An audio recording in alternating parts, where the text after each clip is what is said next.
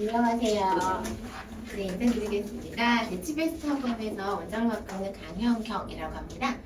이게 저희 중등부 친구들, 본인들 모시고, 오늘 저희 중등부 친구들이 저희 네치베스트 학원에서 어떻게 수업을 진행하는지, 저희 학원에서 아이들을 데리고 어떤 목표로 진행을 하는지에 대해서 좀 간략히 설명을 드릴 거고요.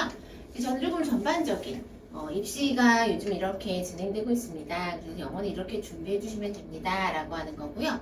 그 다음에는 이제 저희 선생님들이 나오셔가지고 자세하게 토플 독해는, 수능 독해는, 수능 어법은, 문법은, 그리고 저희 구문 독해는 어떻게 진행을 하는지 그 자세한 진행 과정을 좀 말씀을 드리려고 합니다. 이제 저희 아이들이 영어를 하는 데 있어서 저희 학원에서는 이런 목표를 삼고 있습니다. 입시를 미리 준비하는 학원입니다. 아이들이 영어를 공부하는 이유는 정말 많이 있습니다. 다양하고요. 영어라고 하는 저 정상능력에 올라가는 방법 정말 다양합니다. 하지만 저희는 아이들이 어쨌든 고등학교 3학년 때 영어라고 하는 과목을 가지고서 대입을 치러야 하는 게 가장 큰 목표고요. 그러다 보니 영어를 공부하는 거고요. 물론 뭐 영어를 가지고 국제사회에서 이제 요즘엔 특히 더 이제 여러 가지 이유로 영어가 반드시 필요하다라고 하지만 우선 저희 아이가 먼저 치료해야 될 관문입니다. 그래서 그 입시를 이왕이면 잘 볼 수 있는 방법을 공부를 하는 겁니다. 영어를 올라가는 정상에 그 올라가는 방법은 다양하게 있지만 그 중에서도 이왕이면 효율적으로 아이들이 입시라고 하는 그 터널을 통과해서 가게끔 그렇게 저희가 커리를 짜고 있고요. 저희가 아이들이 입시를 미리 준비하는 학원이라는 타이틀로 중학교 때까지 공부를 하다가 고등학교에 가서는 내가 준비했던 입시를 완성하는 단계입니다. 입시 영어라고 하는 것은 정확성을 공부하는 겁니다. 이 부분에 대해서 꼭 부모님들께서 인지해 주셨으면 좋겠습니다. 뭐냐면 원어민 선생님이 이야기하고 내가 글을 쓰고 뭐 글법을 늘리고 라이팅 에세이를 2페이지, 3페이지 쓰고 하는 건 너무나 좋습니다. 하지만 우리 아이가 중학교 입학하고 나서부터 고등학교 3학년 졸업할 때까지는 모든 시험은 저 정확성을 테스트합니다. 그런데 유창성과 정확성이 같이 커야 돼요. 언어를 처음 배울 때는 유창성은, 그리고 이거 조금씩 가다가 아이들의 메타인지가 정착 때는 초등학교 5학년, 6학년부터 정확성에 조금 더 초점을 맞춰서 공부를 하다가 중1, 2, 3 고등학교 때는 저 정확성을 아주 많이 신경 써서 공부해야 하는데요. 언어다 보니까 이 유창성이 좋은 친구들이 난 영어를 잘한다 라고 착각을 합니다. 영어의 유창성이 좋은 겁니다. 영어를 정확하게 구사하지 못하는 겁니다. 두 가지를 꼭 갖춰야 되지만 우선은 입시에서는 저 정확성이다 라는 거 봐주세요. 제가 조금 이따가 이유를 좀 설명드릴게요. 입시 영어 과연 무엇을 공부해야 될지 되게 많이 고민들 하세요. 말하기 쓸게 학생평가 있다라고 하던데 독해를 공부하면 뭘 공부해야 하지? 문학책을 읽어야 되나? 영어 교과서를 읽어야 되나? 아니면 토플책을 봐야 되나? 탭시를 봐야 되나? 수능을 봐야 되나? 너무 많은 컨텐츠들이 있습니다. 문법도 마찬가지고요. 이제 그 방법들을 저희가 오늘은 딱 집어서 부모님들께 설명을 드리고자 합니다. 먼저 공부하는 데 있어서 아이들에게 가장 중요한 요소는 그릇이라는 겁니다. 다양한 이론들이 있겠지만 저는 아이들하고 오랫동안 수업을 하면서 이 부분, 즉 뭔가 실패를 해도 잘 안 돼도 단어 시험에 내가 통과를 못해도 내가 모의고사를 봤는데 시험을 좀 못 봐도 그랬을 때도 아이들이 괜찮아 나 이렇게 하면 돼. 자 내가 이게 부족한 거구나. 자 다시 하면 돼. 단어가 제시가 관련해. 내가 다시 외우면 되지. 나는 자꾸 요즘 들어 제시를 많이 걸리네. 한 달 내내 제시였네. 하지만 괜찮아. 더 할 거야. 라고 하는 친구들은 성공합니다. 네 근데요. 자꾸 제시야. 재미없어. 짜증나. 영어는 나의 과목이 아닌 것 같아. 저는 수학만큼 영어를 잘하지 못해요. 라고 합니다. 수학은 이제 영어를 너무 힘들어하는, 정말 영어 단어 암기도 너무 힘들어하는 친구 한 명 있어서요. 영어가 왜 그렇게 힘들어? 싫어요. 단어 외우는 게 왜 재미가 없대요. 너무 스트레스를 받는데요. 그리고 이제 변명을 합니다. 아니, 영어를 꼭 굳이 그렇게 공부를 해야 돼요. 이제 저희 지난주에 한 친구랑 한 이야기예요. 영어를 그렇게 공부해야 돼요? 영어를 굳이 이렇게 베베 꺼서 놔야 돼요, 대신에? 수능은 그냥 독해만 읽으면 되잖아요, 편하게. 그러면 그렇게만 내면 되지. 왜 대신에 그렇게 베베 꺼서 어렵게 문제를 내요라고 하더라고요. 제가 물어봤어요. 수능에서 편하게 리딩을 읽고 문제를 풀 정도로 시험을 내면은 70%가 1등급이 되니까 너의 등급이 70%인 거야. 이 친구는 그러면서 저한테 근데 저는 수학은 진짜 잘해요 라고 하더라고요. 저에게 어떤 변명이겠죠. 그래 그럼 내가 너한테 거꾸로 물어볼게. 난 수학이 싫어. 근데 수학은 왜 그렇게 어려운 문제를 풀어야 돼? 개념 이해 문제만 풀면 되지. 왜 네가 푸는 그 문제를 풀어야 돼? 가만히 있더라. 똑같은 거야. 그러면 수학을 못하는 친구가 왜 수학은 개념 이해만 하면 되지? 왜 네가 푸는 어려운 문제 왜 풀어야 되냐고 너에게 막 화를 내면 너 뭐라고 대답할래? 이럴 때 가만히 있더라. 근데 아이들은 이제 본인에 대한 합리화를 많이 하는 거죠. 즉, 내가 못했을 때 그게 필요하면 해내야죠. 그리고 그것에 대해서 내 생각만큼 속도가 안 나고 내 생각만큼 목표가 안 되더라도 이뤄나가는 과정에 대해서 아이들이 만족감을 느껴야 되는 거거든요. 그래서 저희는 아이들하고 영어를 공부할 때 그 부분, 과정에 대해서 되게 많이 칭찬을 하고요. 과정에 대해서 아이들에게 동기부여를 해주려고 합니다. 성취감을 느끼게 합니다. 아이들이 결국은 이겁니다. 뭐냐면 끝까지 포기하지 않고 버티는 힘이요. 저는 이제 이 글이 실은 제가 이제 얼마 전에 읽었던 책에서 제게 너무 마음에 들어서 그 문구를 따왔는데요. 버텨야 되는 거죠. 근데 저 버티는 힘이 아이들에게 이 아이가 영어 단어를 이제 예로 들자면 이 친구는 여기까지는 할 수 있겠다라는 게 이제 선생님 눈에 보이거든요. 이제 그래서 그걸 늘릴 때 조금씩 늘려보고 버티게끔 할 때 아이들은 정말 마지막엔 막 엄마한테 전화해서 화를 내요. 보통 저 잠깐 전화 좀 하고 올게요 라고 합니다. 근데 나가서 엄마한테 화를 내요. 엄마 내가 펜서 꼬프고 못하고 막 이래요. 그런데 그때 제가 부탁 하나 드려요. 엄마는 잘 몰라. 선생님한테 물어봐. 선생님이랑 해결해 라고 한번 던져주셨으면 좋겠어요. 왜냐면 저희 최소한 학원 선생님들은요. 아이가 정말 못해낼 만큼 절대 던지지 않거든요. 그래서 그럴 때는 좀 학원에 좀 이렇게 토스해 주시면 아이들하고 조금 더 저희가 이 힘을 늘리는 과정을 좀 더 수월하게 겪을 수 있을 것 같습니다. 그 버티는 그걸 버티냐 안 버티냐가 결국 저는 성공하느냐 안 하느냐를 결정한다고 생각합니다. 아이가 입시를 해야 돼요. 중학교 아이들한테 이제 입시 얘기하는 게 좀 이르다라고 생각하실 수도 있는데요. 고등학교에 가면 5과목을 공부해야 됩니다. 영어, 수학, 국어, 통합, 과학, 통합, 사회죠. 과목이 많습니다. 이제 지금 현재 고1 친구들이 물어요. 이제 예비 고1 친구들이 선생님 3월 모의고사에서 통합, 사회 시험 보는데 잘 볼까요? 포기해도 될까요? 공부를 해야 될까요? 라고 합니다. 그런데 통합, 사회는 중학교 때 배웠던 거 시험 봅니다. 처음 3월 모의고사에서. 과학도 마찬가지예요. 그런데 또 중학교 때 안 했니? 네, 저 안 했어요. 라고 합니다. 제가 이 과목에 대해서 이렇게 쭉 나열하고 어머니께 설명드리면서 전달드리고자 하는 메시지는 이거입니다. 이 5과목을요, 골고루 해주셔야 돼요. 우리 아이가 수학만 잘한다고 수학만 하면 입시에 성공하지 못합니다. 실패합니다. 영어만 잘한다고 영어만 해도 실패합니다. 국어, 중학교 때 학교 생활 열심히 하게 해주세요. 제가 예비고 1 친구들한테 지난주에 정말 2장 연설을 했습니다. 자, 이제 지금부터 너희 스스로 체면을 걸어. 자, 너는 학교에서 수업을 열심히 듣는 아이로 이제 변신을 하는 거야. 제가 이 이야기를 하게 된 계기는요. 고등학교 2학년 친구인데, 남학생인데, 영어가 1등급이 안 되고 자꾸 2, 3에서 왔다 갔다 해요. 근데 이 친구 제가 가장 발견한 문제점은 뭐냐면 학교 영어 수업 시간에 차요. 그리고 학원에 와서 열심히 하는 거. 자기 영어 잘한다. 왜냐면 수능 고3거 봐도 1등급 나오거든. 그러니까 제가 영어 잘하고 학교 선생님 수업 재미없어요? 학교 선생님 수업 별로 제가 가져갈 게 없는 것 같아요 라고 합니다. 제가 아이들한테 그랬어요. 왜 학교 영어 시험의 출제자가 그 고등학교 내신 그 정말 힘든 내신 출제자가 앞에서 수업을 하시는데 왜 그 문제를 나한테 찍으라고 하는 거야? 라고 제가 아이들한테 그랬어요. 그 선생님 입에서 다 나와. 그리고 그 선생님이 문제를 내신 거기 때문에 그 수업을 잘 들으면 얼마나 많은 게 커버가 되는데 그래서 막 그래서 푸시해서 봐봐 학교 수업에서 필기 안 하고 너 집중 안 하면 너 내신 등급 1등급 절대 못 받는다니까 라고 했더니 이 친구가 2학기 때 한번 쑥스럽게 그렇게 이야기하더라고요. 남학생인데요. 제가 갑자기 수업을 들으면 애들이 놀래요. 네 맞는 거 같아요. 너 웬일이냐? 너 왜 그러냐? 아이들 그 피어 그룹에서의 압박이 있거든요.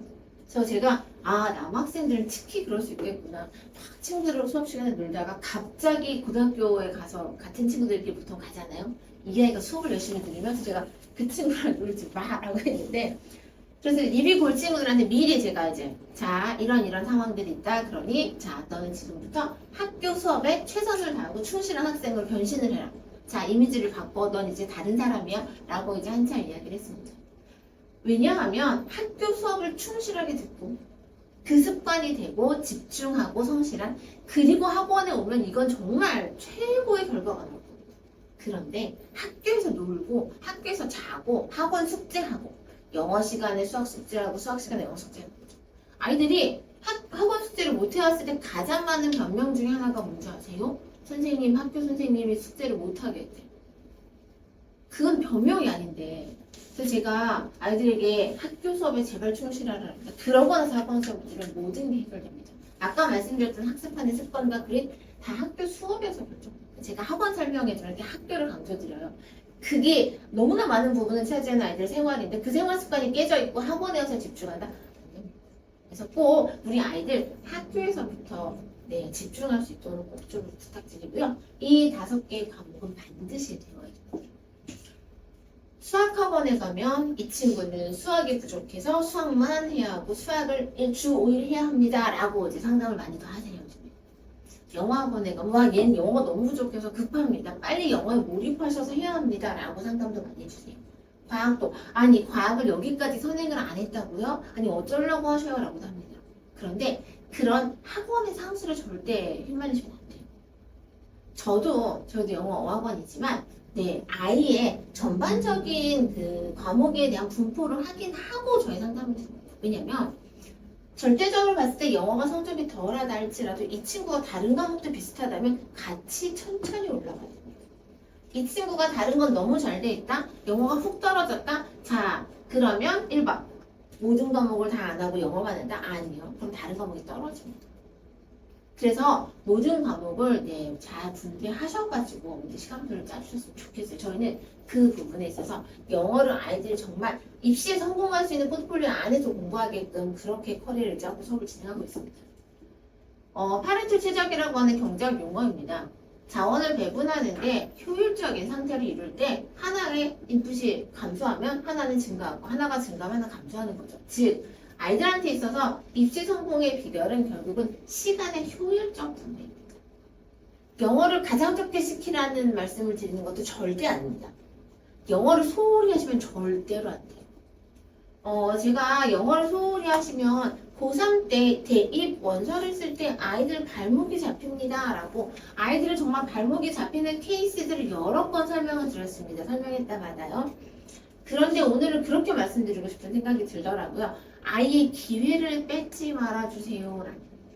뭐냐면 이제 아이들이 아직은 중학생이다 보니까 부모님이 짜주시는 시간표를 따라갑니다. 그리고 어른들이 시간표를 짜주죠. 학원에서 짜주고 부모님과 의논해서 짜줍니다. 그랬을 때 영어에 대한 영어 학습에 대한 입시에 대한 지식이 조금 부족한 사람이 영어에 대해서 뭔가를 건드렸을 때 영어는 이만큼 빼셔도 돼요. 영어는 방학 때만 돌리셔도 돼요. 문법만 하시면 돼요. 내신만 하시면 돼요. 라고 하는 정말 거짓말을 만약에 듣고 결정을 하신다. 그럼 우리 아이의 기회를 뺏게 되는 겁니다. 그래서 모든 과목에 있어서 적절하게 꼭 분배해 주셔야 돼요. 금방 말씀드린 겁니다. 우리 아이가 영어가 안 되면요. 첫 번째 고등에 가서 내신이 안 됩니다. 중학교 때 내신으로 고등학교 영어 내신을 생각하시면 절대로 안 됩니다. 수능 최저 못 맞춥니다. 그리고 정시에 가서 수능 생각보다 등급 안 나옵니다. 등급이 2등급, 3등급으로 떨어집니다. 특히 이제 우리 아이들이 가는 고등학교 내신은 내신 등급이 딱 5개입니다. 여기 1등급 벗어나는 순간 답이 없습니다. 지금이야 고1 때 3등급 하고 고2 때 1등급 타면 합쳐지면 뭐 좀 괜찮지 않을까? 근데 이미 5등급제가 되는 순간엔 그 편차가 너무 크기 때문에 절대로 극복할 수가 없는 상황이 벌어져서 고1 때 내신이 어느 때보다도 중요한 그러한 시기가 왔습니다. 영어 학습을 저희 아이들이 영어 유치원을 뭐 나오기도 하고 나오지 않기도 합니다. 저는 영어 유치원은 굳이 꼭 가야 되느냐라는 질문을 많이 받는데 그건 전 선택이라고 생각합니다. 장단점이 있습니다. 그런데 영어 유치원을 나오고 안 나오고가 아이의 입시 영어에 많은 영향을 끼치냐? 절대 아닙니다. 상관관계 없습니다. 그 전에 아이가 중학교 때 어떻게 공부했느냐? 학습을 어떻게 했느냐입니다. 영어 유치원을 아이에게 영어에 노출을 시켜주고 아이의 유창성을 키워주는 데는 정말 좋습니다. 그런데 그때 하고 초등학교 4학년 때까지 공부한 다음에 중학교 1, 2, 3 가면서 영어를 아주 소홀히 했다? 그러면 정말 최악의 상황이 벌어집니다. 차라리 안 시키시고요. 이때 시작해서 모든 시간을 저때 쏟아부으시는 게 입시에 훨씬 더 효과적입니다. 입시에. 그리고 머리 감고서 공부한다고 해서 영어가 안 되는 건 아닙니다. 어차피 영어 유치원을 가도 원어민처럼 바이링구얼은 절대 되지 않습니다.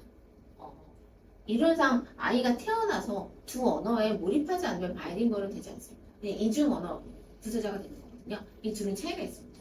그래서 중학교 3학년 때까지 초등학교 5학년부터 아이들은 입시 영어를 해야 합니다. 즉 아까 말씀드렸던 정확성의 영어를 해야 됩니다.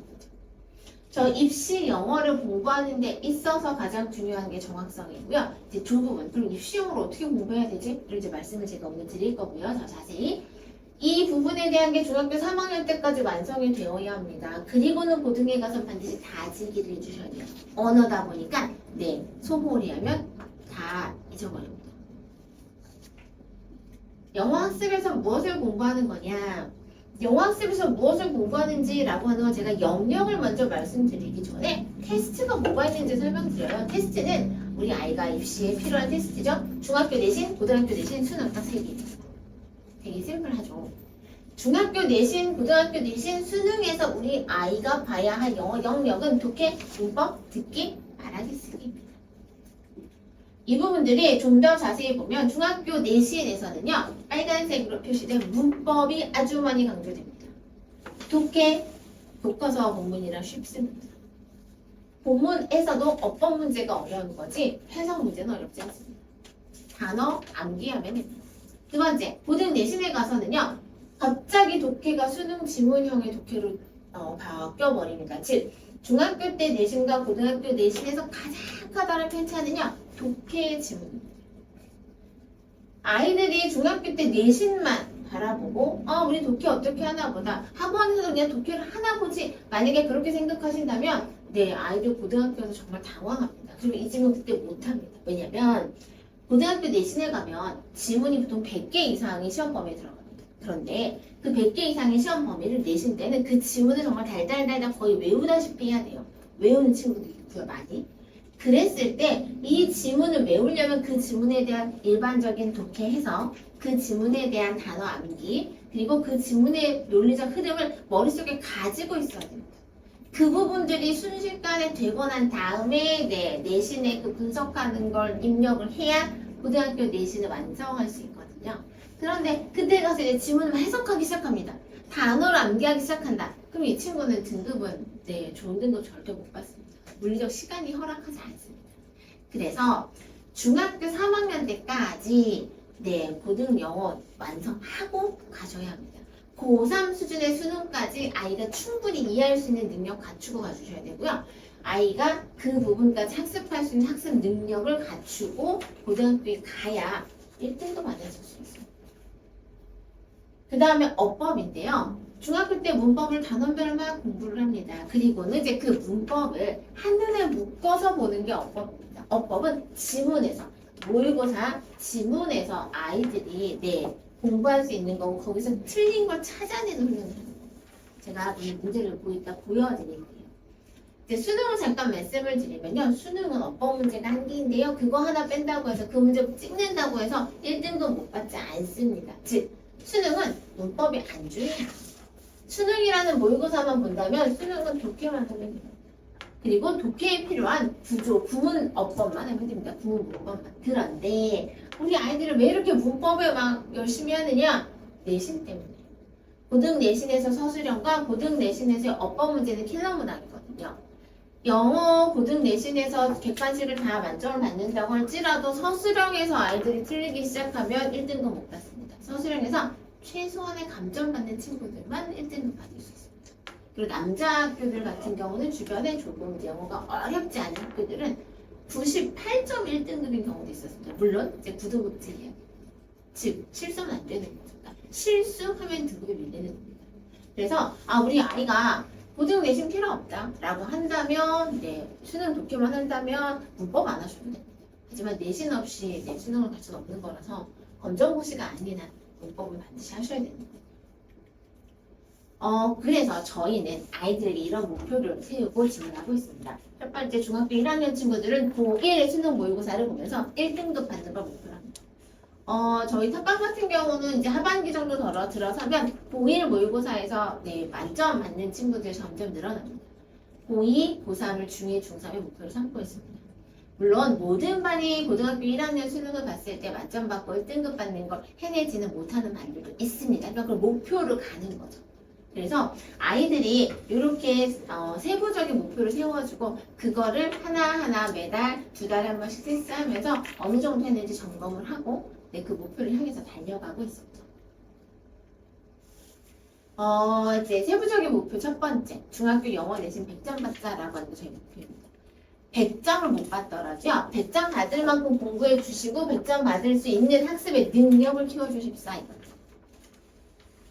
그렇게 되면 실력은 반드시 향상합니다. 학생들이 영어 100점, 중학교 내신 영어 100점 받으려면 아이들이 100만큼 공부를 해야 된다고 제가 가정을 할게요. 그런데 한 95점, 94점, 3점 이 정도 A에서 초반때 받는 친구들은 한 70점 더만 공부하면 됩니다. 근데 내가 한두 문제 더 맞추려고 지금 공부했던 곳의 반 이상, 어떨 땐 배 이상을 공부해야 된다라고 하면 이제 아이들이 전 그렇게 안 해요. 영어는 A만 받으면 되는데 굳이 그렇게 해요? 이제 아이들이 뭐 엄마가 영어는 이만큼만 하래요 라고 핑계도 돼요. 이만큼만 하라고 수학하래요. 이렇게 말을 하는데요. 저는 진짜 안타깝습니다. 왜냐하면 그렇게 공부해보지 않으면 고등학교에서 진짜 못합니다. 고등학교 남자 아이들 이제 고1, 고2 욕심이 많이 나는 친구들이잖아요. 상위권 친구들이 중학교 때 영어 내신 소홀히 영어 공부를 소홀히 했던 친구들이 정말 가서 울어요. 너 이만큼을 해야 고등 내신에서 1등급 받아 라고 이제 던져주면 실제 해야 하거든요. 못 해냅니다. 안 해봐서. 아무리 머리가 좋아도 이 친구가 아무리 의지가 있어도 이제 부모님들은 아시잖아요. 세상에서 무언가를 해낼 때 의지로만은 절대 안 되잖아요. 습관이 있어야 되거든요. 해봤어야 되거든요. 경험이 있어야 되거든요. 그런데 이 경험과 이 습관을 아이들이 중학교 때 해보지 않으면 네, 안 됩니다. 또 안타까운 친구들은 중학교 2학년 1학기 때 어떻게 1학기 때 좀 해봐서 영어 공부도 많이 하고 이제 성적이 됐어요. 그럼 이제 해봤지 이제 괜찮아 라고 이제 물러나는 친구들이 있어요. 2학년 2학기 정도부터요. 해봤더라도 그걸 계속 지켜야 되거든요. 그만큼의 양을. 근데 그만큼의 양을 지키는 게 시간이 축소가 됩니다. 줄어듭니다. 왜냐하면 아이들 숙달이 되고 속도가 빨라지거든요. 그래서 이걸 중3 때까지 치고 가야 되는데 이제 한 6개월 해봤으니까 이제 괜찮겠지 라고 물러나요. 그럼 이제 다시 그건 다 잊어버립니다. 그래서 아이들이 이 목표를 가지고 공부할 수 있게끔 내신 기간이 특히 학습 양을 늘리는 기간이구나. 우리 아이가 내신 100점 받아야 돼 라고 하는 게 아니고요. 100점을 목표로 학습 양을 늘리는 그러한 훈련이 들어가는 기간이구나 라고 네, 인식해 주셔도 좋겠습니다. 이게 중학교 내신 시험지예요. 이런 페이지가 6페이지 정도 나옵니다. 근데 뭐 중학교 내신 요즘에는 근데 이게 33문제인데요. 작년부터는 30문제로 줄은 학교도 있어요. 아이들이 많다고. 점점 요즘 아이들이 이 길이가 짧아져요. 30문제를 줄였는데 아이들은 좋아합니다. 근데 아시죠? 30문제를 줄면요. 배점이 커져가지고요. 한 문제 실수하고 두 문제 실수하면 자칫하면 삐죽 줍니다. 중학교 시험지 고등학교 시험지 보여드릴게요. 이런 페이지가 18페이지 나옵니다. 16에서 18페이지고요. 시간은 50분 동안 풀어야 됩니다.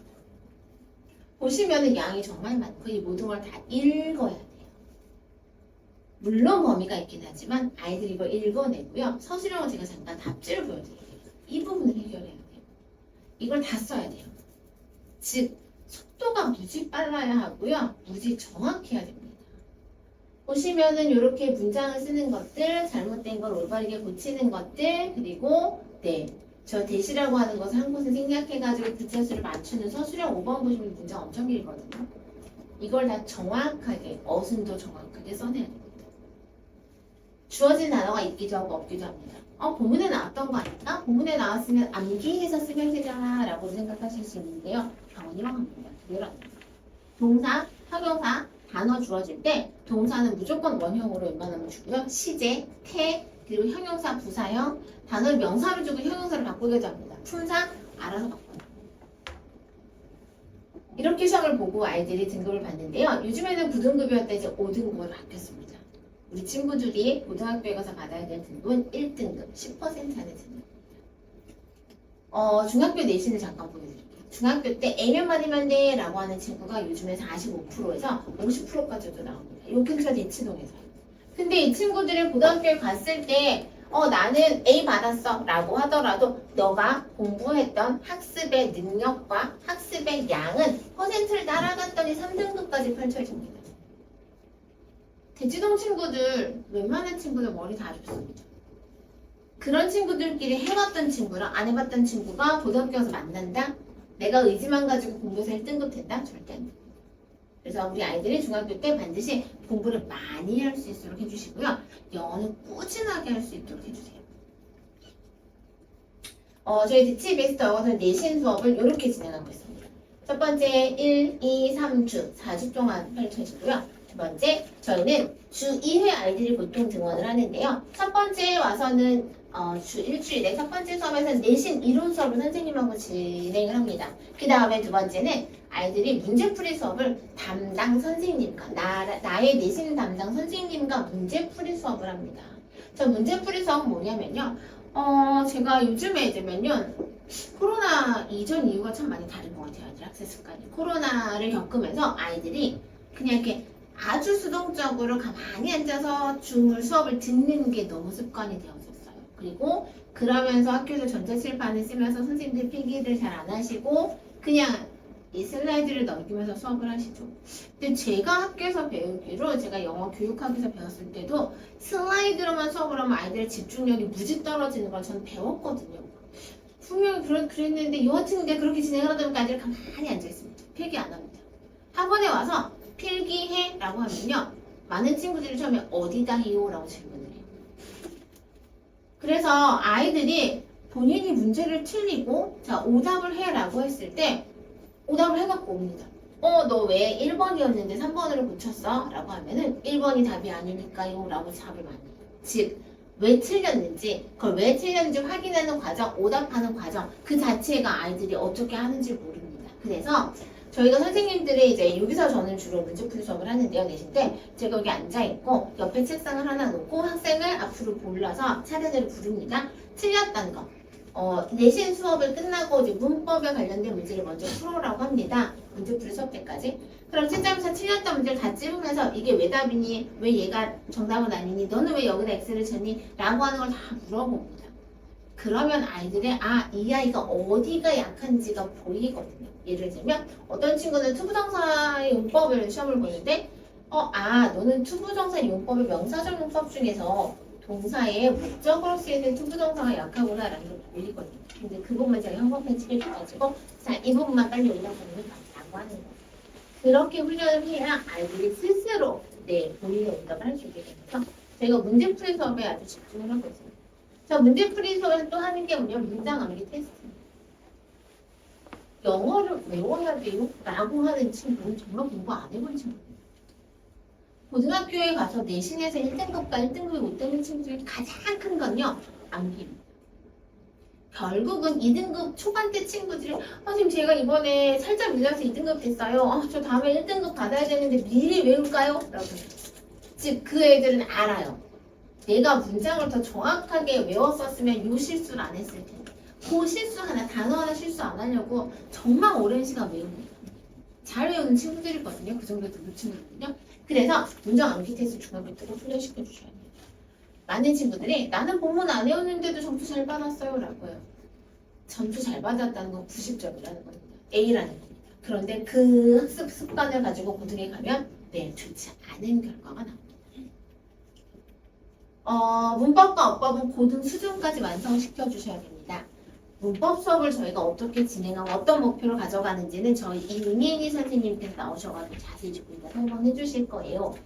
제가 말씀드리고 싶은 건 문법에서 반드시 단계별 학습을 시켜주세요. 기초, 기본, 심화 이 단계로 시켜주시고요. 저희 이제 학년별로 나뉘어져 있습니다. 반복해 주셔야 돼요. 문법은 반복이 진짜 중요하고요. 요즘 친구들 문제에 유형이 살짝 바뀌면 못 풀어냅니다.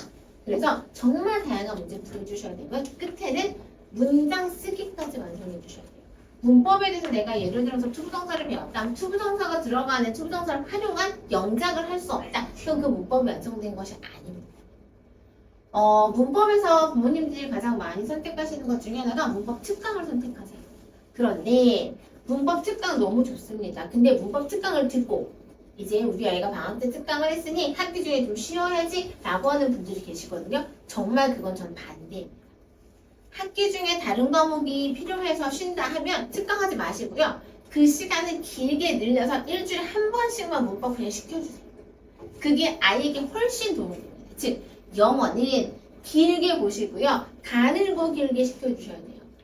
물론 부족할 때 한 번씩 집중해 주시는 건 너무너무 도움이 되죠. 하지만 우리 아이가 집중해서 영어 공부를 하고 그 다음에 쉬는 기간을 가져야 하는 상황이다라고 할 때 그거를 길게 늘려주세요 라고 부탁을 드립니다.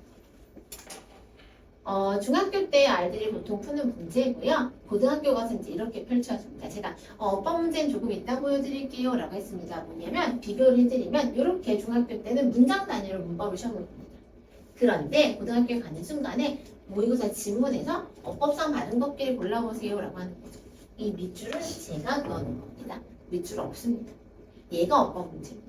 즉 앞에서는 대세 쓰임, 관계대명사의 용법을 설명하다가 뒤에 가서는 이렇게 고등에 가서는 아무것도 안 가르쳐줍니다. 모든 단원이 다 포함되는 거죠. 이 부분을 넘어가야 되기 때문에 중학교 때 문법이 완벽하고 중3 때 어법으로 전환하는 연습을 해주셔야 됩니다. 고등의 서술형 문장 쓰기가 정말 중요한데요. 저희가 이제 중학교 1학년부터 초등학교 6학년부터 문장 쓰기 연습을 계속 진행하고 있는데 이게 정말 오랜 시간이 필요합니다. 암기하면 되지라고 생각하시겠지만 교과서 원래 문장은 이 색깔이었고요. 그 다음에 학교에서 정답으로 요구했던 센텐스는 바로 아래에 있는 겁니다. 즉 변형을 많이 하기 때문에 암기로만 절대로 될 수 없습니다. 이제 저희가 문법 수업은 이렇게 개념과 센텐스 라이팅이나 객단식 문제풀이까지 다 진행을 하고 있습니다. 이제 제가 독해를 잠깐 설명드리고 오늘은 선생님들 나오실 건데요. 보시면 우리 아이가 독해를 어떻게 해야 되지?